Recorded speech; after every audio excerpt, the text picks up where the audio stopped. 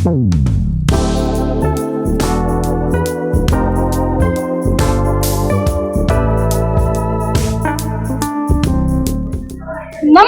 dear parents. Today I am going to talk about sustainable energy model that I, Ajitya Vardhan, and my friends Anika Tripathi, Cheryl Dondias, have made and how it supports sustainable living.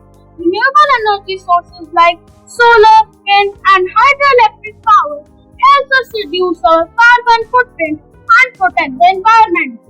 The wind energy is created using the wind. These turbines have blades that rotate when the wind blows.